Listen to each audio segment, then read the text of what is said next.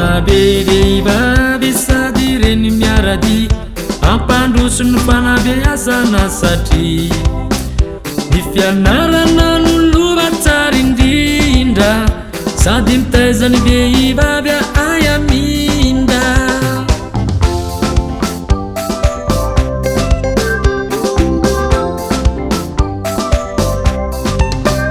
manatsara ny fari-piainany ireo vehivavy fanabe mandray antanany ireo sola afaka iarindray amin'ny fiainany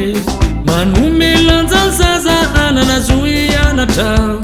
satria ireo no avy ny firenena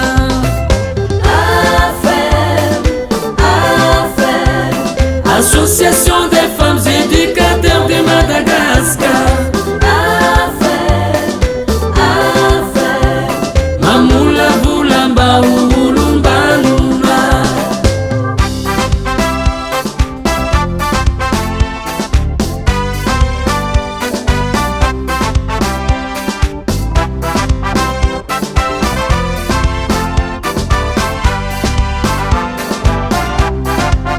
Manolo-tsaina ny mpianatra vehivavy tsy ho tratry ny vokatsirina manampy ny mpianatra hanana-kôpy sy karapanondro satria olom-pirenena ny zaza manana zo ianatra ilalao tiavina arovana amin'ny herisetra andao iray saina iray hevitra ampandroso ny tontolo ny fanabeazana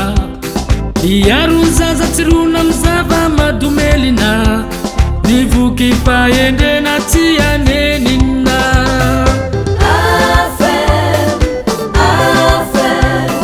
Association des femmes éducateurs de Madagascar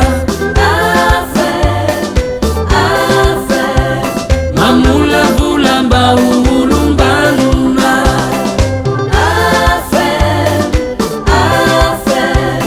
Association des femmes éducateurs de Madagascar Mamula-vulamba ulumbaluna Mangasara fampianatra viavy be Manamialanjany zaza hanagna zo ianatra miaro ny zaza tsairona ny zava-matomela mampandroso ny tontolon'ny fanabeazana manampy ireo ray aman-dreny amin'ny fomba fitaizana ny zaza mba hay andray andraikitra sy andray an-tanana no aviny Association des femmes éducateurs de Madagascar Mamula-vulamba ulumbaluna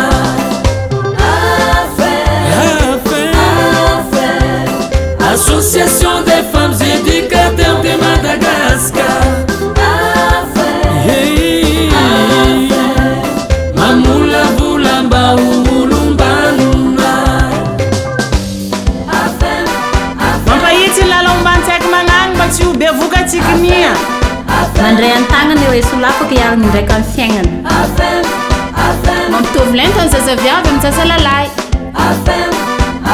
miarigna zaza magnarety mifindra sy mandoza manome hevitsy ireo ampela mba ho modely lahy magnampy ireo mpianatra mba vita kôpy ndraiky karapanondro